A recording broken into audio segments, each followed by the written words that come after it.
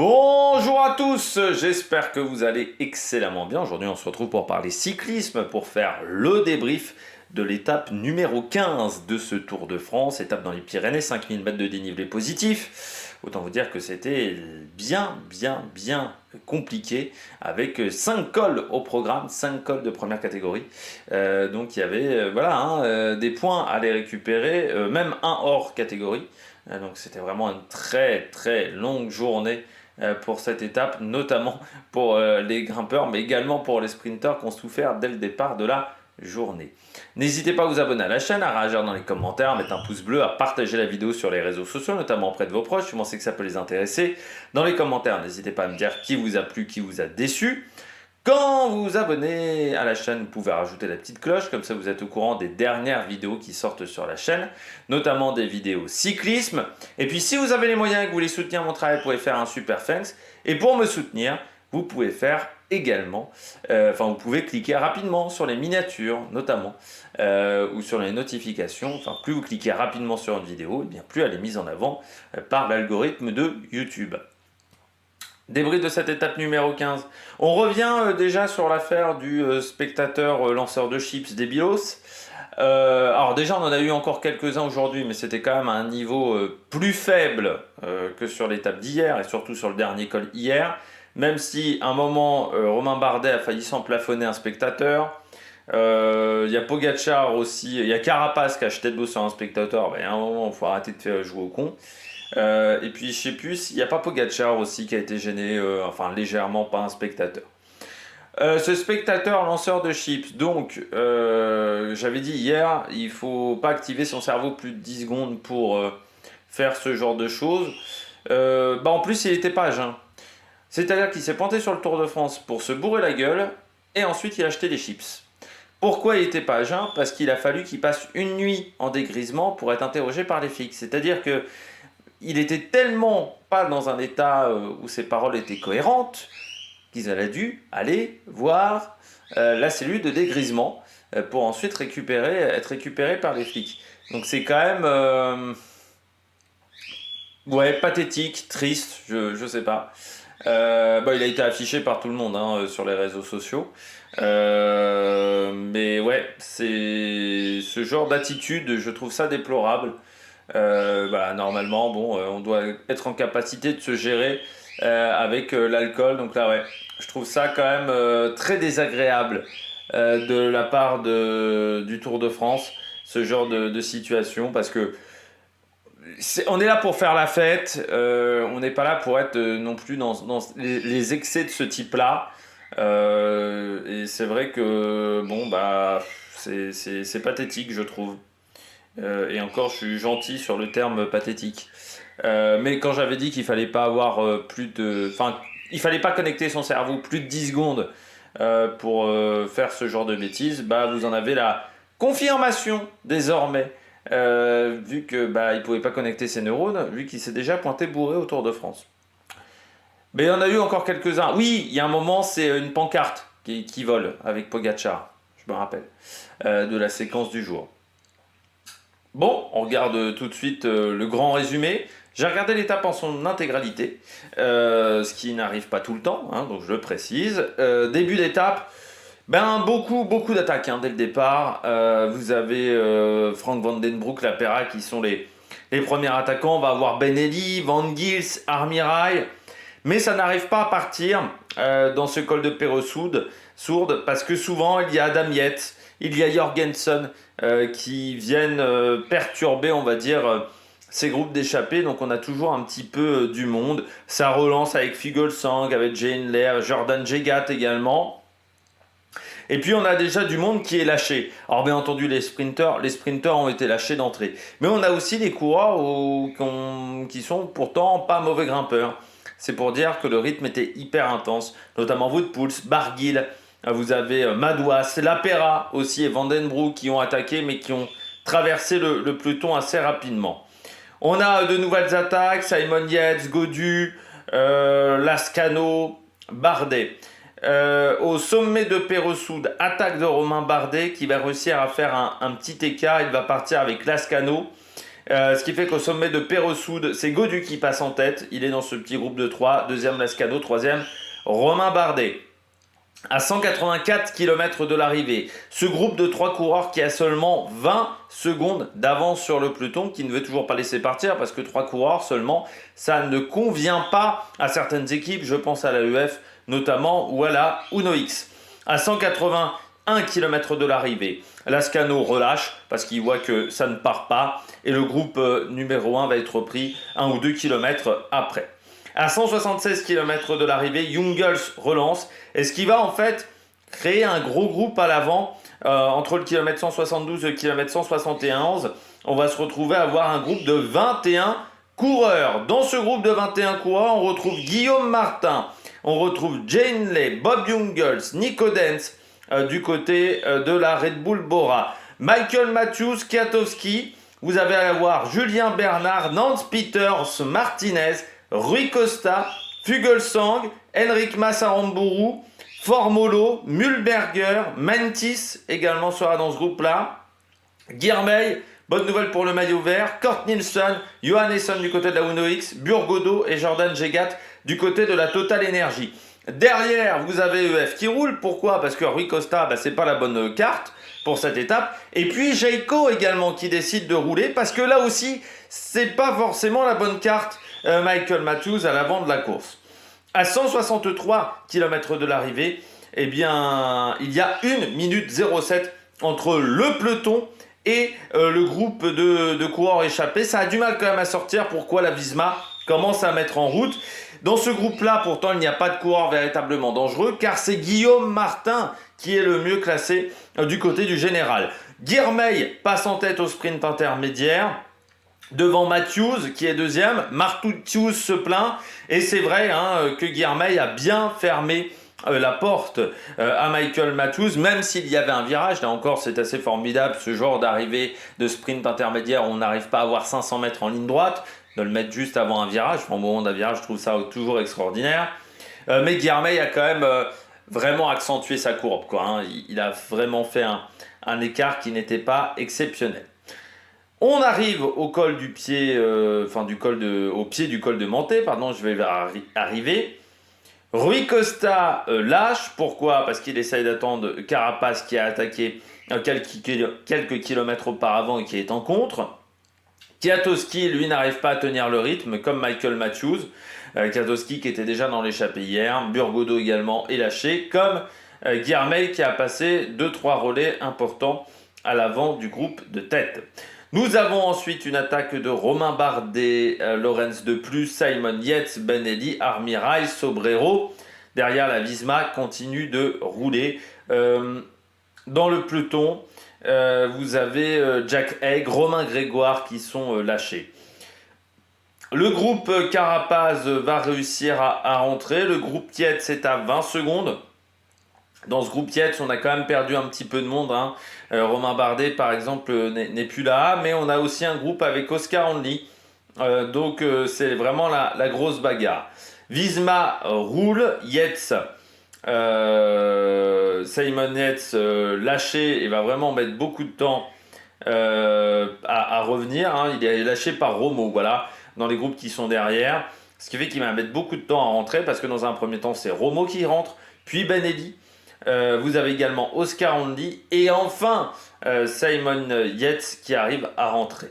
À 160 km de l'arrivée, le groupe numéro 1 a 1 minute 35 d'avance sur le peloton. On fait un point sur ce groupe numéro 1 qui n'est plus composé que de 17 coureurs.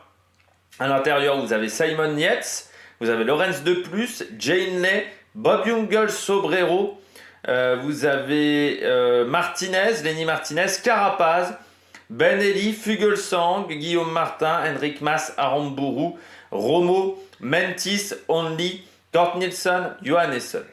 Bernal, lui, est dans le peloton. Il va être lâché à 149 km de l'arrivée. C'est une journée galère pour le Colombien.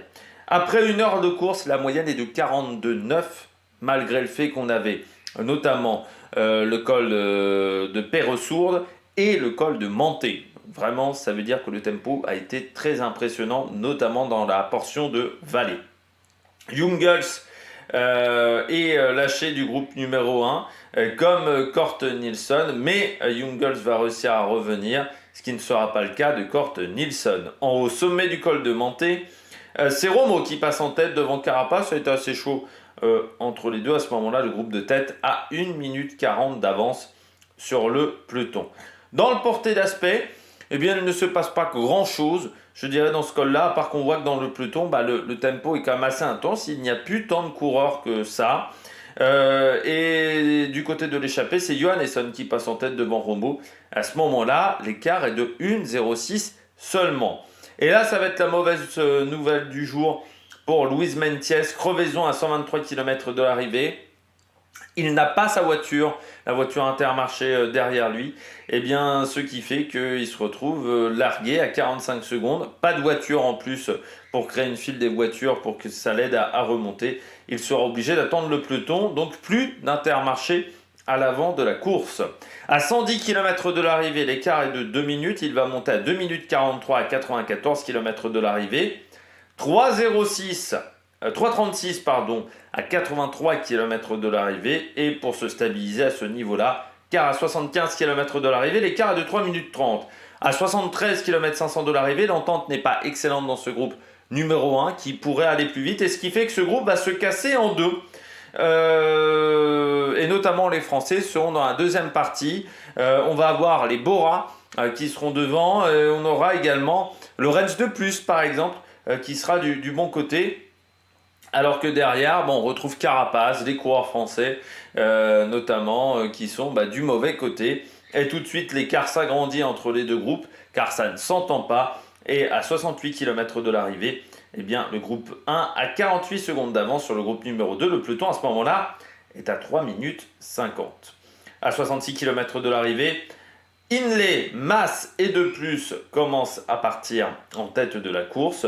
Vous avez Carapaz qui est parti en contre à 41 secondes. Un groupe avec Simon Yates et Tobias Allan Johannesson à 1,05 et le peloton à 3 minutes 47. 2 km après, on a la tête de course qui a 19 secondes d'avance sur Carapace qui fait un gros effort. Tobias Allan Johannesson qui est à 54 secondes et le peloton à 3 minutes 29. À quasiment 62 km de l'arrivée, eh bien, c'est Carapaz qui revient et au sommet du col d'Agnier, voilà, c'était pas Agnès, je pensais que le S se prononçait, le S ne se prononçait pas. Eh bien, De Plus passe en tête devant Carapaz et on apprend l'abandon de Gerben Tyson. À ce moment-là, le groupe de tête a 36 secondes d'avance sur Tobias Allan Johannesson. C'en est fini pour Simon Yates qui est à 2 minutes 23 et le peloton est à 3 minutes 04. À 49 km de l'arrivée, c'est désormais Johannesson qui, au sommet du port de l'Hers, va réussir à revenir sur ce groupe numéro 1 qui est à ce moment-là 2 minutes 30 d'avance sur le peloton car la Visma continue de rouler. Je ne vous en ai pas parlé, mais le tempo de la Visma est impressionnant. L'écart qui va se stabiliser à 2 minutes 24 à 40 km de l'arrivée et puis dans la phase de plaine à 2 minutes 50. On arrive au pied de la dernière difficulté du jour du côté de cette étape, le plateau de Bay. Et à 14 km de l'arrivée, l'écart n'est que d'1 minute 38 entre l'échappée et le peloton. À ce moment-là, Jane Day décide d'attaquer. Vous avez une attaque de Carapaz. Vous avez également Tobias Allan Johannesson qui va tenter sa chance. Il va y avoir pas mal d'attaques. On n'arrive pas à s'entendre dans ce groupe-là. À 13 km de l'arrivée, Félix Gall et Giulio Ciccone vont être lâchés, comme Almeida et Dereggi qui avaient été lâchés quasiment dès le pied. Almeida qui va prendre son rythme un petit peu en moteur diesel, j'ai envie de dire comme d'habitude sur les longs cols. À 12 km de l'arrivée, le peloton n'a plus qu'1 minute 09 d'avance, 1 minute 09 de retard sur les échappés. Et à 11 km 600, attaque d'Henrik Mas, de Jane Lay, De Plus est lâché. Mais de toute manière, c'est quasiment fini. L'échappée n'a que 56 secondes d'avance à 11 km de l'arrivée. Buitrago et Carlos Rodriguez sont lâchés. C'est Jorgensen désormais qui emmène le rythme. Il emmène le rythme depuis 2-3 km, mais il ne pourra pas tenir très longtemps. Et à 10 km 600, Carapaz attaque. C'est le dernier relais de Jorgensen. Attaque de Vingegaard, tout de suite suivi par Pogačar qui défend. Et Evenepoel n'essaye même pas de suivre, il est lâché. À 9 km 300 de l'arrivée, l'échappée est reprise. À ce moment-là, nous avons le groupe, donc à 7 km de l'arrivée. On fait un nouveau point. Le groupe Pogačar, Vingegaard a 37 secondes d'avance sur Evenepoel. Landa est le quatrième homme. Il est à 1 minute 15 d'ores et déjà. Et Rodriguez, pas dans une journée incroyable, à 1 minute 33. 5 km 400 de l'arrivée, c'est le moment que décide Pogačar de contrer. Il sent que Vingegaard est peut-être un peu émoussé. Ça fait déjà quasiment 5 km qu'il est à l'avant de la course. Et comme Pogačar n'a pas pris un relais, il décide d'attaquer. Et ça va faire des écarts tout de suite. À 3 km 800, déjà 20 secondes d'avance. 1,40 sur Evenepoel, 2,28 sur Landa et 2,42 sur Rodriguez. Et puis cet écart qui ne va faire que s'agrandir. Et ça fera 1 minute 10 à l'arrivée, 1,08 précisément à l'arrivée entre les deux coureurs, mais au final 1,12 avec les bonifications. Et donc, victoire de Pogačar face à Vingegaard et Evenepoel. Du côté des délais, ça va rentrer pour tout le monde, sauf pour Bran Welton qui sera lâché, lui qui était la lanterne rouge de ce Tour de France. Donc désormais, la nouvelle lanterne rouge de ce Tour de France 2024, eh bien c'est Davide Ballerini. Qui a 30 secondes d'écart par rapport à Mark Cavendish. Ça va peut-être être l'objectif de Mark Cavendish sur cette fin de Tour de France. Essayer d'être lanterne rouge du Tour 2024. On regarde tout de suite, pas de sondage. Hein. Ce matin, je ne vous avais pas posé de questions parce que la vidéo est arrivée un petit peu tard. Il y avait 48 minutes de vidéo.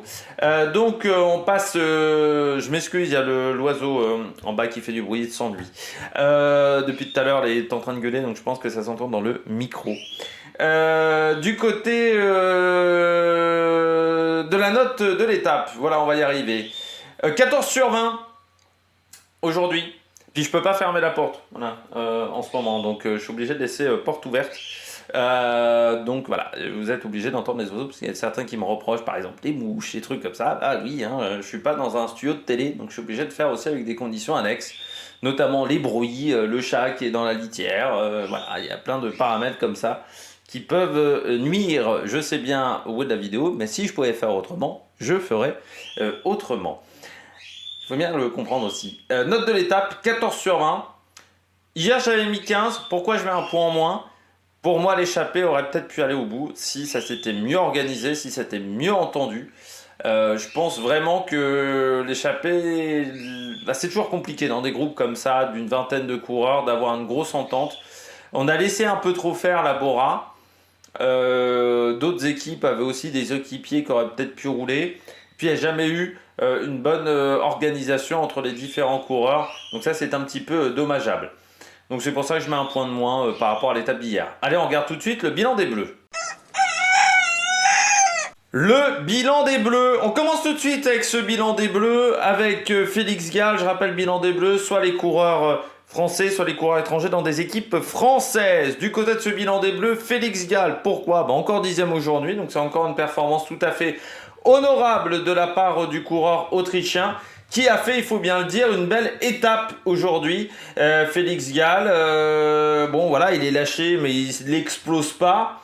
Là, si on regarde les coureurs qu'il y a derrière lui, il y a quand même Jorgensen qui a fait beaucoup de travail, mais il met Simon Yates, au général.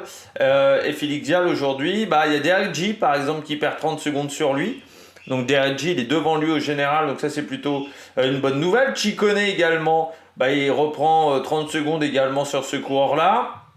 Donc Jorgensen, il reprend quasiment 3 minutes, plus de 3 minutes sur Jorgensen. Donc c'est plutôt une bonne nouvelle pour le coureur autrichien. Voilà, il est régulier sur ce Tour de France. En fait, la question est de savoir est-ce que 10e, par rapport à ce qu'on attendait de Félix Gall l'année dernière, c'est un bon résultat. Il confirme au moins qu'il est parmi les meilleurs grimpeurs du peloton. Il confirme que il est 11e du général. Mais quand tu vois le temps qu'il a perdu sur le chrono par rapport à un Derek J, Ça veut dire qu'il est devant lui en haute montagne. C'est plutôt pas mal. C'est plutôt pas mal pour Félix Gall et pour la Décathlon. Voilà, surtout que c'est un peu morose cette année pour les équipes françaises, on va pas se mentir. Bon, heureusement qu'il y a eu Arkea et Total qui ont gagné des étapes, parce que c'est vrai qu'en dehors de ces deux équipes-là derrière, c'est un petit peu morose. Hier, il fait 8e. Là, il arrive à confirmer, parce qu'on voit que certains ont fait un bon résultat hier, ont un peu plus de mal, ont eu un peu plus de mal aujourd'hui. 10e au Lioran, 11e à Valloire. Donc vous voyez que sur les 4 étapes de montagne jusqu'à maintenant de ce Tour de France, il a toujours été présent. Moi, j'étais un petit peu inquiet parce que comme il avait souffert vraiment dans l'étape des chemins de Troyes, je m'étais dit que ça allait être compliqué. Mais non, il a réussi à repartir sur la deuxième semaine avec beaucoup de fraîcheur. Donc c'est vraiment pas mal ce que fait pour le moment Félix Gall. On va voir ce que ça va donner désormais de la part du coureur autrichien sur les Alpes. Parce que l'année dernière, c'est sur les Alpes où ça s'était extrêmement bien passé. Pour Félix Gall, c'est là où il avait été très fort. Donc est-ce qu'il est plus un alpin qu'un pyrénéen, Félix Gall? Eh bien, c'est la question qu'on va se poser. Mais c'est vrai que c'est peut-être plus les Alpes qui lui conviennent au final que les Pyrénées. Donc voilà, il est 11e pour le moment au général. Devant, il y a peut-être des mecs qui vont abandonner, il y a peut-être des mecs qui vont s'écrouler. Donc ça va peut-être être intéressant du côté de Félix Gall. Pour la suite de ce Tour de France. On poursuit avec un coureur, je dirais, correct aujourd'hui. Bon, Martinez. Il est dans l'échappée, au moins, Lenny Martinez sur cette étape. Après, c'est vrai que il se fait lâcher sur le plat. Quand le groupe se casse en deux, il se fait avoir. Un peu naïf peut-être à ce moment-là. Je pense que ça faisait partie des coureurs qui passaient pas de relais. Après, de toute manière, j'avais l'impression qu'il était quand même limite dans les cols précédents. Il était dans l'échappée, mais il était surtout bien content d'être dans cette échappée et qu'il y avait peut-être un manque d'énergie dans ce groupe-là. C'est quand même dommage du côté de la Groupama que Gaudu n'ait pas réussi à récupérer le bon groupe, mais on s'aperçoit que les trois qui étaient au sommet de Peyresourde, au final l'ont bien payé une quinzaine de kilomètres après, notamment dans le col de Menté. Voilà, c'est vrai que c'est dommage pour David Gaudu qu'il n'y a pas un groupe peut-être plus important qui soit formé à ce moment-là. Et puis, eh bien, du côté de Lenny Martinez, bon, il a eu son petit quart d'heure de gloire aujourd'hui, même si pour moi je pense que c'était léger. Voilà, étape correcte, voilà, de Martinez. C'est du moins sa meilleure étape depuis le début du Tour de France. Hein, on va pas se mentir de la part du coureur français, parce que jusqu'à maintenant c'était quand même extrêmement compliqué. Mais est-ce qu'il nous a vraiment rassuré sur sa condition physique? Bon, pas vraiment, hein, parce qu'au final il est lâché quand même sur une portion de plat, et qu'ensuite il n'a jamais réussi à revenir, contrairement à Carapaz, contrairement à Tobias Haaland. Johannessen, plus-moins, correct. Guillaume Martin, là aussi, dans l'échappée, il se fait avoir comme Lenny Martinez. Ce qui est bien du côté de Guillaume Martin, c'est qu'il arrive à rester dans le top 20 de l'étape ce soir. 20e place sur cette étape. Ce qui fait que ça lui permet de rentrer à la 16e place désormais du général. Il a gagné quelques positions. Guillaume Martin, donc le premier français. Je dirais que l'objectif maintenant, c'est d'essayer de rentrer dans le top 15. Est-ce que ça se fera à la régulière, un peu comme un Steph Kras, ou est-ce que ça se fera en reprenant des échappées? Ça, c'est la bonne question, mais bon, je dirais que ça ne sauve pas le Tour de France pour le moment de sa formation.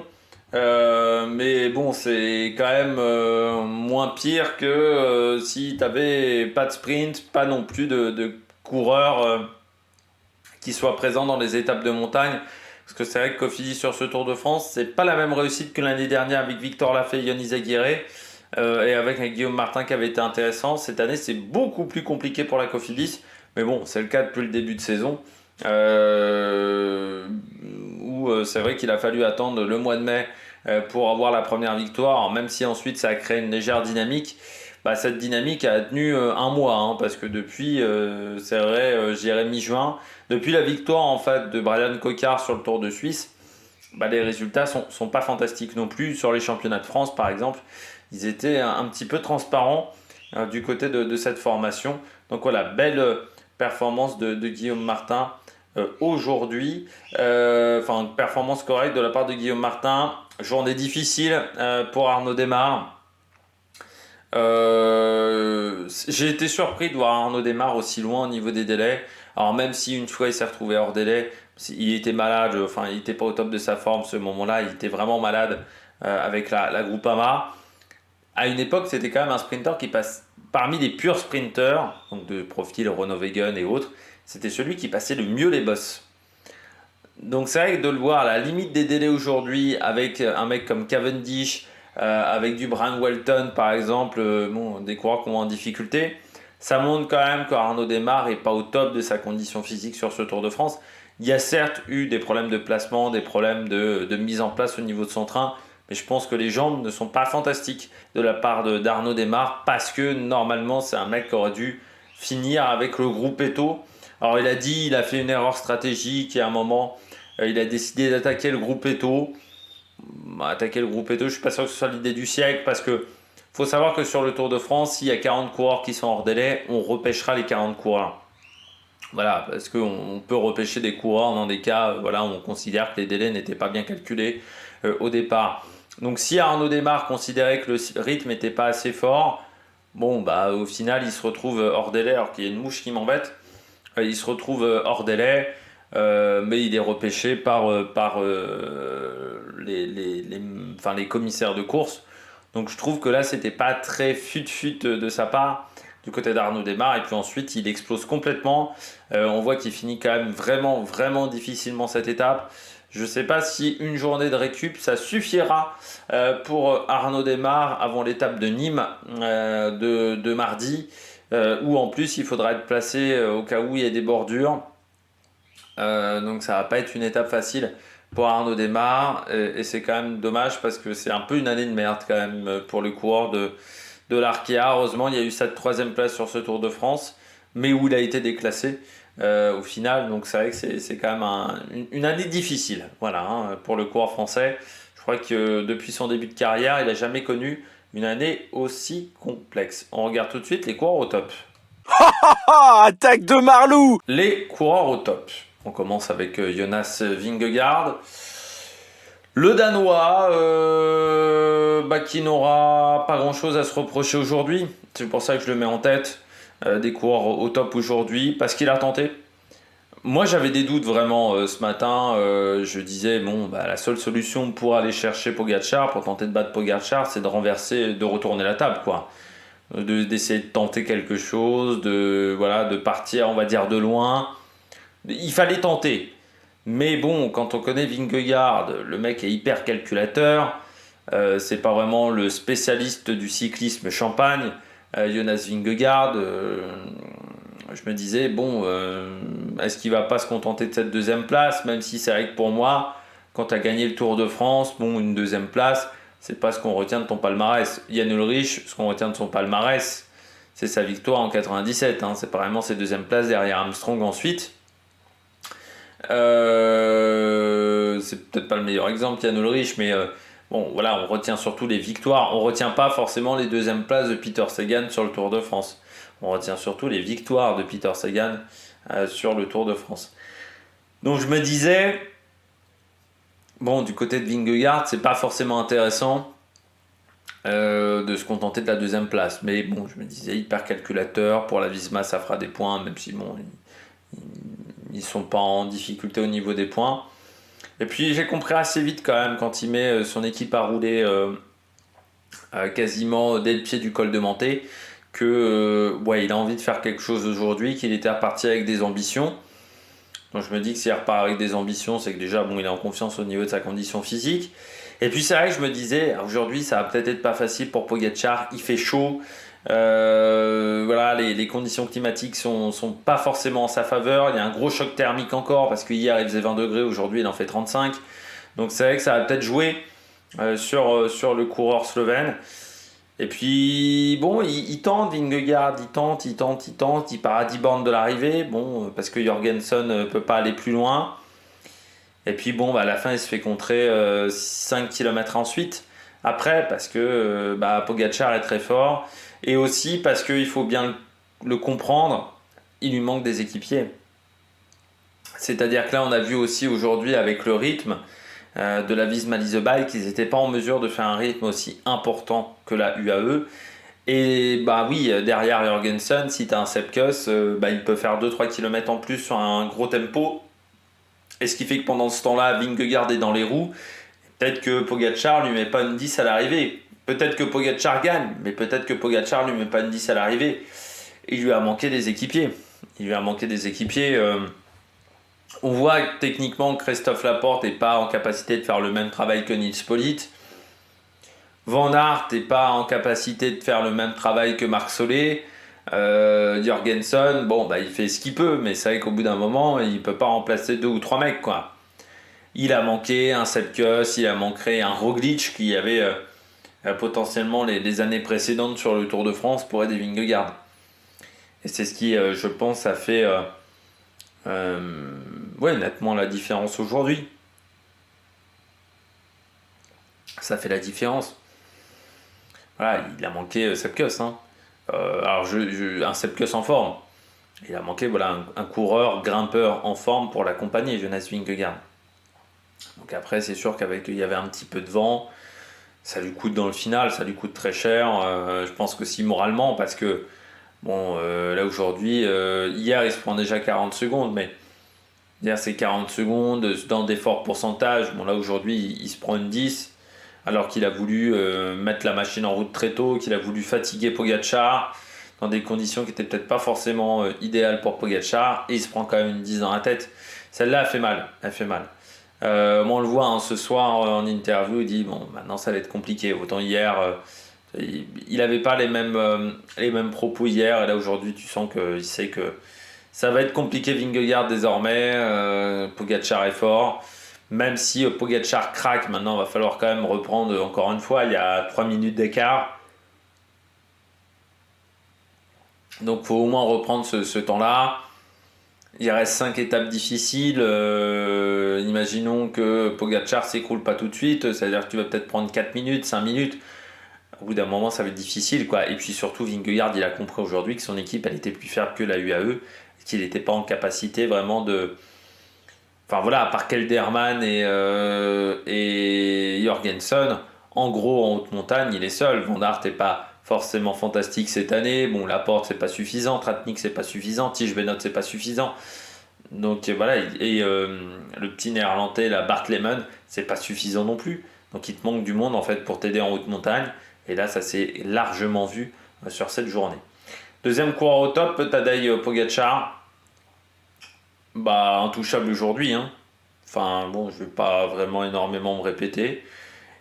Aujourd'hui, il a couru comme je pensais qu'il allait courir hier. C'est-à-dire qu'hier, je vous avais dit, lors de ma présentation d'étape, moi si j'étais Pogačar, si j'étais manager de Pogačar, j'aurais dit, tu suis la route Vingegaard pendant toute la journée, et puis tu laisses faire en fait la Visma Leasebike. Tu cours en mode défensif. Hier, il a couru, ils ont fait une stratégie qui était plus élaborée que ça, qui a fonctionné. Envoyer Adam Yates en éclaireur, derrière ça a très très bien marché. Donc c'est vrai que je me disais aujourd'hui, Pogačar, comment il va courir? Est-ce qu'il va refaire la même chose qu'hier?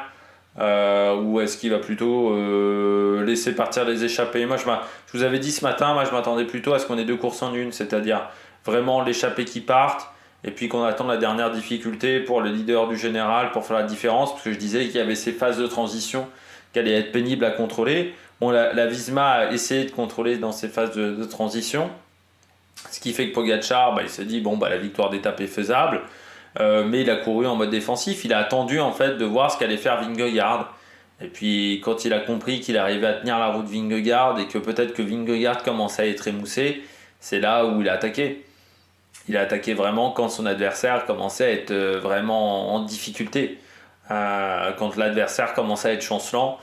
Et ensuite, au départ, l'écart augmente tranquillement, et puis après, sur les 2-3 derniers kilomètres, c'est là où la différence se fait, et la différence est importante entre Vingegaard et Pogačar. Ça montre qu'il est encore en forme, ça montre qu'il n'est pas fatigué, parce que pour moi, s'il était fatigué, Pogačar, avec la chaleur, il aurait montré des gros signes de fatigue. Donc pour moi, parce que normalement, quand vous êtes fatigué, ce type de défaut, on va dire un petit peu physique, s'accentue. Les défauts de posture, les défauts, je sais pas moi, les défauts physiques, c'est-à-dire le mec qui mange pas assez, le mec qui boit pas assez, normalement avec la fatigue, ça s'accentue. Et pour moi, donc, le fait que le mec supporte pas la chaleur, ça serait accentué avec la fatigue. Et pour moi, on voit qu'il a bien supporté cette étape. Alors aussi, il y a eu un protocole autour de lui, un petit peu comme à l'époque de Thibaut Pinot. On l'arrose énormément, ou voilà, on améliore on essaye de le refroidir un maximum. Mais très clairement pour moi aujourd'hui, on a tout fait pour le mettre dans un cocon. Et puis comme on n'était pas obligé de rouler, on a pu aussi faire tout ce protocole-là. Parce qu'on a pu avoir des mecs qui allaient au bidon très régulièrement, ce qui n'était pas aussi facile hier parce que tu étais obligé d'imposer un bon tempo. Donc là, au UAE, aujourd'hui, on a senti quand même que chez certains, il y avait de la fatigue. Je pense Nils Polic, je pense Sivakov aussi, qui ont été lâchés assez vite. Mais au final, tu as toujours du monde autour de lui et voilà, il s'en sort extrêmement bien. L'armada UAE est au-dessus.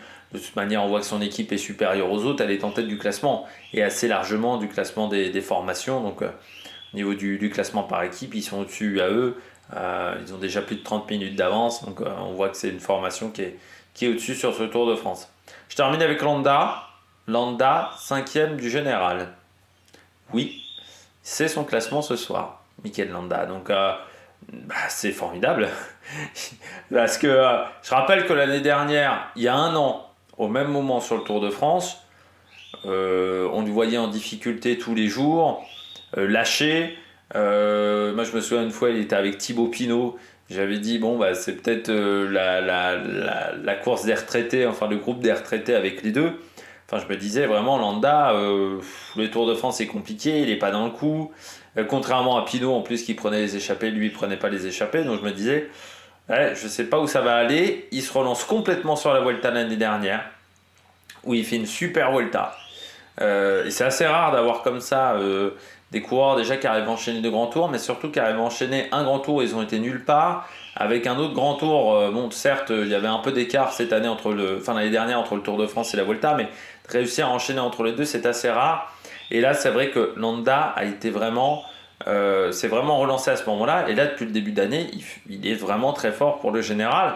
Certains diront qu'il ne travaille pas énormément pour Remco Evenepoel. Moi, je trouve quand même qu'il l'encadre en montagne. Et Remco Evenepoel avait dit il est surtout important par sa présence. Voilà, il permet à Remco Evenepoel de se calmer, de se concentrer sur ses objectifs. Voilà, il apaise un petit peu Remco Evenepoel. Et puis surtout, Soudal Quickstep se dit, même si Evenepoel craque, imaginons qu'Evenepoel craque en 3e semaine, on a toujours Landa. Donc on apportera toujours pourtant potentiellement un top 5 sur ce Tour de France. Donc pour la Soudal Quickstep, ça serait déjà un très bon résultat, encore une fois un top 5. S'ils arrivent à mettre les deux dans le top 5, formidable du côté de cette structure. Donc ouais, plutôt une très bonne journée de la part de Landa. Et encore une fois, 5e du général, alors qu'il y a un an, il était en galère complète. Fort quand même. Et ça montre qu'il a encore la passion pour le cyclisme. On regarde tout de suite les bonnets d'âne. On termine avec les bonnets d'âne, comme d'habitude. Carapaz, aujourd'hui. Parce que quand tu vois comment il court à contre-temps, alors il a été élu le plus combatif. J'aurais dit le coureur peut-être pas le plus finot du peloton aujourd'hui, parce que quand tu vois comment il court, il est au moins 3 ou 4 fois à contre-temps. Toute cette énergie dépensée, alors qu'il est derrière contre-temps, il arrive quand même à être le dernier coureur repris, il arrive quand même à faire 10e de l'étape, je crois, aujourd'hui. Carapaz, 9e voilà, de l'étape. Quand tu vois qu'il arrive à faire 9e de l'étape en ayant gâché autant d'énergie, ouais, il pouvait aller chercher la gagne. Mais pour ça, il aurait fallu courir de manière plus intelligente. Alors oui, il a fait du spectacle aujourd'hui, Carapaz. Mais est-ce que ça a été le coureur le plus finot du groupe? Je ne crois pas. Moi, je pense très clairement que oui, du côté de Carapaz, on peut nourrir des regrets ce soir parce que on passe un peu à côté de sa victoire. d'une victoire d'étape parce qu'on n'a pas couru correctement. C'est pas la première fois en plus qu'il le fait, parce que c'est vrai que c'est un coureur qui est généreux dans l'effort, mais parfois dans l'excès. L'excès de générosité, il fait que il court pas toujours avec son cerveau Carapaz. Et là aujourd'hui, ça a été le cas. Quand il va regarder la course en replay, je ne sais pas s'il va le faire ce soir, l'Équatorien demain, ou s'il le fera jamais, il pourra se dire « Oh putain, mais comment j'ai pu faire autant d'erreurs quoi ?» Laisser partir le groupe en tout début de course du côté de la EF, ça c'est déjà une erreur. Ensuite, réussir à revenir dans un second temps, mais être obligé de sacrifier quand même un petit peu Benelli. Derrière, être lâché, revenir. Enfin, le nombre de fois où il a été lâché, il est revenu. La fois où il est dans le mauvais groupe, comme Martinez, comme Guillaume Martin. Je trouve que c'est là où c'est rageant du côté de Carapace. Et quand tu vois l'énergie qu'il consomme aujourd'hui pour rien, juste pour boucher des trous, tu te dis que s'il avait été en mesure de courir et d'avoir les bons choix tactiques, aujourd'hui il gagnait peut-être l'étape. Parce que il arrive à finir 9e en courant de cette manière-là. Donc il pouvait faire mieux. L'échappée de toute manière, je pense, pouvait faire mieux aujourd'hui.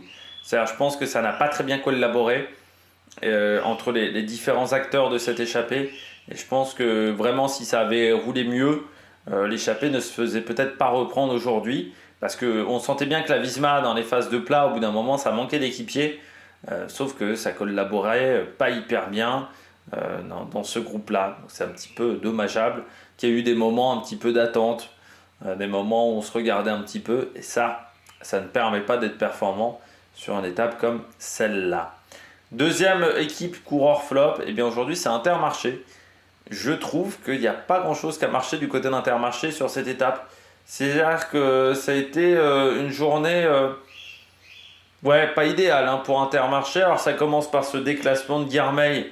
Heureusement, c'était qu'un groupe de 3. Alors oui, je précise pourquoi Guilhermet a été déclassé mais finit quand même 3e du sprint intermédiaire. C'est très simple.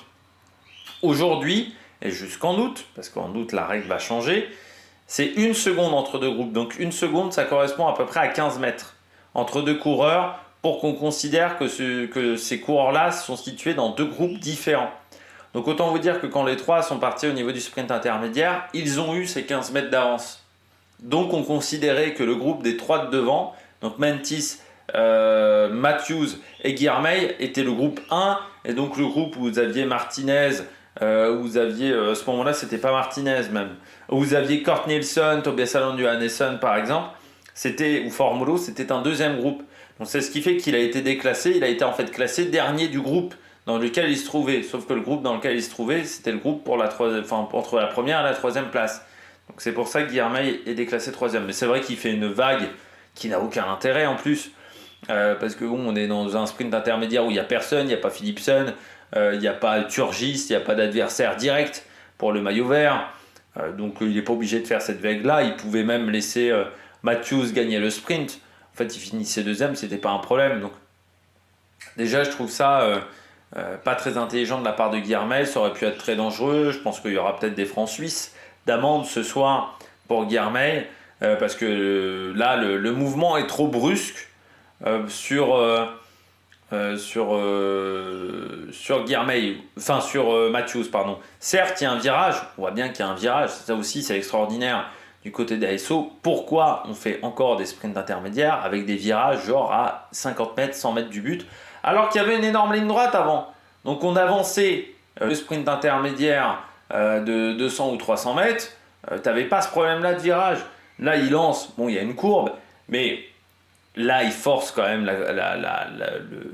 il force quand même le mouvement, quoi. Là, il essaie vraiment de passer au plus court et il n'a absolument pas pris en compte qu'il y avait Matthews. Donc pour moi, c'est une erreur de la part de Guilhermet. Autre problème dans cette étape du côté d'Intermarché, bien entendu, le coup de Mentis. Tu as Mentis dans une échappée. Une échappée où tu as quand même des coureurs comme Enric Mas notamment, qui n'a pas été fantastique les 2 derniers jours. Carapaz, qui ne court pas toujours de manière intelligente. T'avais Tobias Alon Johannesson, mais qui est moins fort que l'année dernière. Donc d'été dans un groupe où Mentis avait totalement sa place pour aller chercher un bon résultat aujourd'hui. Donc tu mets la voiture derrière. tu mets une voiture derrière ce coureur-là. Bon voilà, les autres ils se débrouillent avec la voiture et la voiture d'assistante neutre parce que de toute manière ils jouent plus la gagne. Sauf que bah non, tu mets pas de voiture derrière Mentis. Donc ce qui fait que Mentis il est obligé d'être dépanné avec la voiture neutre. Et puis dépanner avec la voiture neutre, au bout d'un moment ça prend du temps, surtout la roue arrière, parce que la roue avant c'est plus facile. Vous n'avez pas vous déclipsez, vous reclipsez. À l'arrière, voilà, vous avez le pignon, donc qui forcément emmerde un petit peu pour changer une roue. Ce qui fait que ça prend du temps, ça prend 45 secondes. Et là ensuite, Mentis, il se retrouve tout seul et il est obligé de lâcher le groupe de devant. Et ce qui fait qu'il fait une étape qui n'est pas non plus horrible. Mentis aujourd'hui, il finit voilà, dans le top 30 de cette étape. Mais c'est vrai que c'est rageant. De se retrouver en difficulté à ce moment-là, alors que tu peux faire autrement. Donc là, c'est vrai que c'est très frustrant. Il y a une voiture, quoi. C'est quand même triste et ça montre que Mentis, c'est peut-être plus la priorité de l'équipe aujourd'hui. Parce que Romain Bardet, par exemple, chez DSM, on lui met une voiture derrière quand il est dans l'échappée. Carapaz, il y avait la voiture derrière dans l'échappée. Le seul couillon qui n'a pas de voiture derrière, c'est Mentis. C'est quand même là un petit peu dommageable. Surtout que c'est un peu. Je trouve. C'est un peu tristoun parce que Mentis il fait le travail pour Guermeil en plus aujourd'hui pour lancer le sprint. Et puis, dernière chose, le soigneur qui donne pas des bidons. Alors, je sais plus c'était qui. C'était Guillaume Martin. Il n'a pas donné les bidons Guillaume Martin. Alors, en plus, c'est extraordinaire parce que Guillaume Martin il a quand même été dans l'équipe. Nous, on nous parlait quand même de rumeurs comme quoi il allait revenir chez Intermarché l'année prochaine, parce que c'était quand même des rumeurs assez insistantes à certains moments dans l'année. Le soigneur qui donne pas les bidons, c'est pareil que Marc Madiot qui avait fait ça sur le Tros-Bron-Léon. Je ne sais pas si vous vous souvenez, qui avait fait la même chose. Normalement, dans le cyclisme, quand un coureur est dans la panade, tu l'aides. Très souvent, notamment dans les groupes étaux. Si vous êtes un Groupama et que vous êtes le dernier de votre équipe, Groupama va essayer de s'entendre avec Alpecin et puis c'est Alpecin qui a son sprinter dans ce groupe-là qui va donner les bidons si vous vous retrouvez en galère avec ce mec-là. Enfin voilà, normalement on essaie de collaborer entre les structures dans ce genre de situation. Donc là je trouve ça un petit peu dommageable, mais comme j'avais trouvé ça très triste quand c'était Marc Madiot qui l'avait fait du côté du Tros-Bron-Léon.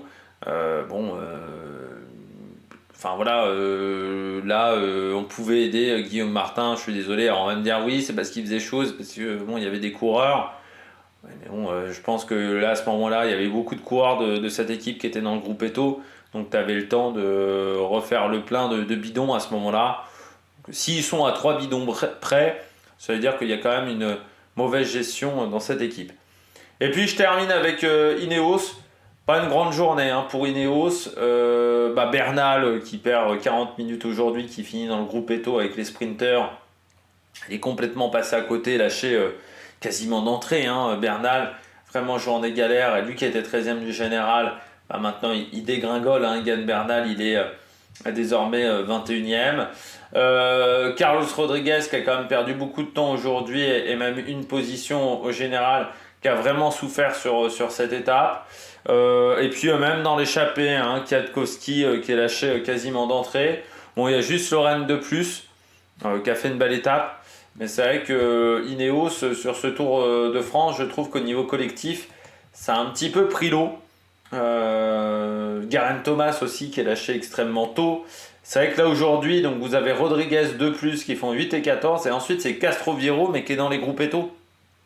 Castroviero. Donc c'est-à-dire que vraiment dans cette équipe-là, on a pris l'eau de toutes parts, ce qui est assez rare chez Ineos, et ça montre que ce Tour de France n'est pas exceptionnel pour Ineos. C'est rien que le classement par équipe, qui est normalement toujours la force de cette structure. Ineos, ils sont 4e désormais du classement par équipe, distancés par la Soudal Quick-Step, alors que c'est une structure qui normalement s'en sort toujours bien. Donc c'est là aussi un petit peu dommageable du côté d'Ineos, et puis même au général. Si on regarde bien désormais, donc Rodriguez 6, 2+17, Egan Bernal 21. Geraint Thomas est loin. Je suis pas sûr que c'était une bonne idée de lui faire doubler Giro Tour. Et puis on voit que c'est quand même une équipe qui a souffert, l'abandon de Pidcock également dans cette structure. Enfin voilà, je trouve que c'est une année compliquée pour Ineos sur ce Tour de France. Alors Rodriguez, 5 ou 6, il va sauver, on va dire, un peu la formation. Mais en dehors de ce résultat-là, s'il n'y a pas une victoire d'étape en troisième semaine, ça sera un petit peu tristoun du côté de cette formation anglaise. Eh bien, on regarde tout de suite les différents classements. Comme d'habitude, on finit par les différents classements. Le classement de l'étape, vainqueur Pogačar devant Vingegaard, Remco Evenepoel. Carapaz 9e qui était dans l'échappée, Félix Gall 10e devant Tobias Allan Johannesson, le coureur de la Uno X qui prend quand même un top 15 aujourd'hui sur cette étape comme Enric Mas qui était dans l'échappée au Lorenz de plus. Un coureur hors délai sur cette étape, c'est Bran Welten. Un coureur qui a abandonné, c'est Gerben Tyson, mais qui était aussi limite au niveau des délais. Et donc Arnaud Démare, qui est le dernier à avoir fini avec une quarantaine de secondes d'avance sur la fin des délais. Il a fini derrière Cavendish, derrière Gaviria, donc ça a été chaud. Faudra voir mardi si la récup a été bonne, parce que c'est pas sûr qu'il puisse faire le sprint mardi. Arnaud Démare, et ça veut dire qu'ensuite, dans les étapes de montagne qui arriveront, ça risque peut-être d'être compliqué pour le Français si ça continue de rouler sur ce rythme-là. Le premier coureur français de cette étape, c'est Guillaume Martin qui est 20e et qui donc gagne des places au général. Guillaume Martin, vous le voyez, désormais 16e, juste derrière Steph Kras.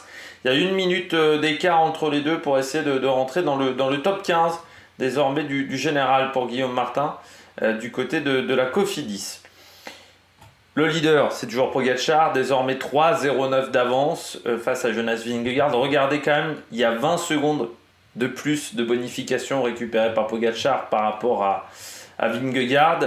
Derrière, on retrouve Remco Evenepoel, donc qui est vraiment le troisième homme de la course. Il commence à être un petit peu dans un no man's land, c'est-à-dire à 2 minutes 10 de Vingegaard et en même temps avec plus de 5 minutes d'avance sur Joao Almeida.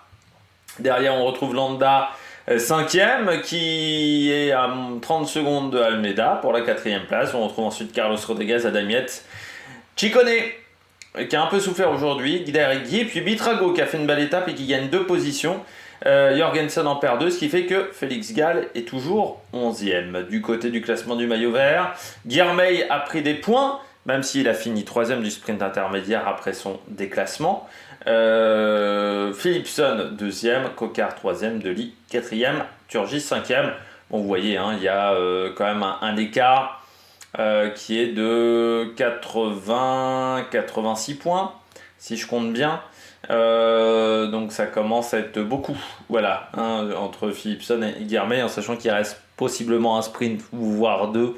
Bon, Guilherme, maintenant, faut qu'il aille à l'arrivée pour aller récupérer un premier maillot vert. Pogačar, au niveau du maillot à pois, 19 points d'avance sur Jonas Vingegaard. On retrouve ensuite Evenepoel, Jonas Abrahamsson, et puis derrière, ça s'est partagé les points. Gaudu en a récupéré quelques-uns pour monter à 30, mais on voit que ça va être compliqué. 47 points de retard sur Pogačar, en sachant que c'était l'étape qui était la plus prolifique, je crois me rappeler, en termes de points. Ça va quand même être compliqué d'aller chercher Pogačar et Vingegaard, donc ça se jouera entre les deux pour le maillot à pois de cette édition du Tour de France 2024. Ce qui est un petit peu triste, c'est qu'encore une fois, vous voyez que les 3 premiers du général sont aux 3 premières places de ce classement.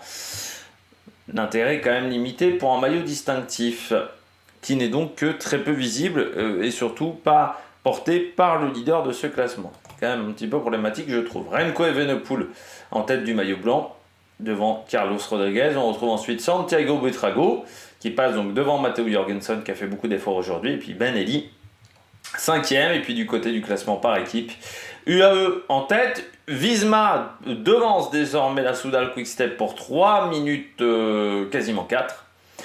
Et puis on retrouve ensuite Ineos 4e, Lidl et EF. Mais Ineos c'est presque décevant une 4e place, parce que c'est quand même une équipe normalement qui fait bien au classement, dans ce classement-là. Decathlon perd une position, devancé par Israël, mais ça se joue à pas grand-chose pour entrer dans le top 10 de ce classement. Et c'est toujours Decathlon qui est la première équipe française devant la Total. Et Astana, toujours bon dernier dans ce classement, avec 40 minutes de retard sur la Alpecin dans ce classement par équipe. Et bien nous, pour la suite de ce Tour de France, demain, débrief de cette deuxième semaine de compétition. Présentation, cette fois-ci à 7h, de l'étape numéro 16 autour de Nîmes. Ça sera donc mardi 7h. Et puis d'ici là, n'hésitez pas à vous abonner à la chaîne, à regarder bien les étapes que vous n'avez pas vues, notamment, vous n'avez pas vu certains débriefs. Et puis bien nous, on se retrouve pour de nouvelles aventures sur la Manette Production. Ciao ciao!